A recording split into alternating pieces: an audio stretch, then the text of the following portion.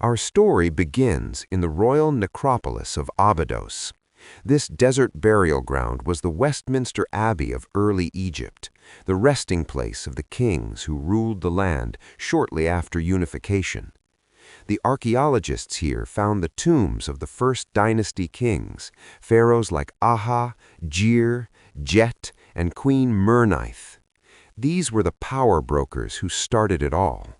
But surrounding the main royal chambers, the archaeologists noticed something deeply strange. Around the tombs of these early pharaohs, they found vast subsidiary graves. Not just a few, we are talking about hundreds of small, uniform, neat graves arranged in perfect symmetrical rows.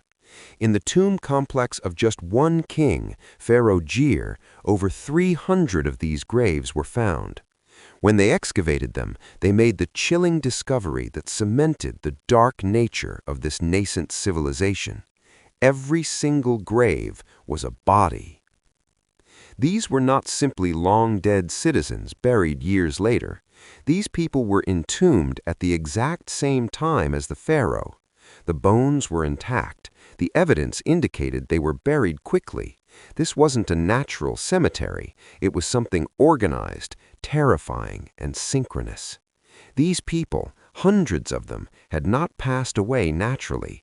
They had been sacrificed to serve the king in the afterlife. We have to try to wrap our minds around what this means.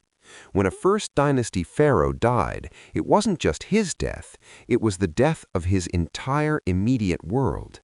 The ancient belief was simple. A king needed his entourage in the next life. He needed his power to continue seamlessly across the barrier of death. So, when the king took his final breath, his court was expected to follow. The graves contained the entire royal staff, servants and attendants, palace guards and soldiers, craftsmen and artisans, young women who were likely royal concubines or retainers, dwarves who were highly valued in the Egyptian court. Even animals, like donkeys and hounds, were killed and placed with the king.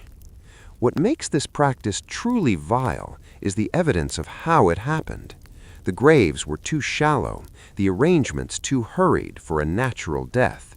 The process seems to have been organized, efficient, and immediate. The most disturbing evidence suggests that many of these victims went willingly. Some of the bodies showed traces of clay in their throats, suggesting they were given a sedative or poison before burial. They may have been drugged, walked into their small graves, and then asphyxiated or buried alive while unconscious. Their lives were not their own. They were merely extensions of the divine king. This tells us something profound about the earliest foundations of Egyptian civilization. This wasn't just about religious belief. It was a brutal demonstration of absolute power. In this time, the pharaoh was not just a king. He was a living god, the intermediary between heaven and earth. And the moment that god passed into the afterlife, his power was reaffirmed by the wholesale slaughter of his court. It was the ultimate statement.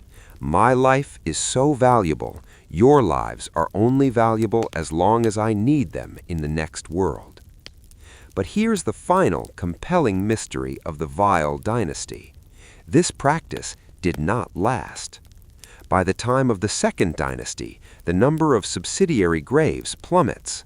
When the massive pyramids were built during the Old Kingdom, the pinnacle of Egyptian power, the royal family still prepared graves for their entourage, but they used small figurines known as ushaptis instead of actual people. The sacrifice of hundreds of lives was replaced by clay dolls. Why? The shift is monumental. Some historians believe it became too socially destabilizing. If every pharaoh demanded hundreds of lives, the cost to the workforce and the ruling class would be unsustainable. Others suggest a theological shift, that the pharaoh's godhood became more abstract, requiring only symbolic service rather than a literal blood offering. We don't have the definitive answer. We only have the evidence. Hundreds of skeletons resting in the sand at Abydos. marking a dark, forgotten chapter of Egypt's Genesis. They are a reminder that the great splendor of the pharaohs was built not just with stone and gold, but with a horrifying currency of human life. The first dynasty was a time of absolute power, absolute devotion, and absolute unforgiving finality. The secrets of the pharaohs are often beautiful, but sometimes they are vile. Thanks for joining me by the fire. Subscribe to Briefcase Story so you don't miss the next dark tale we pull from the past.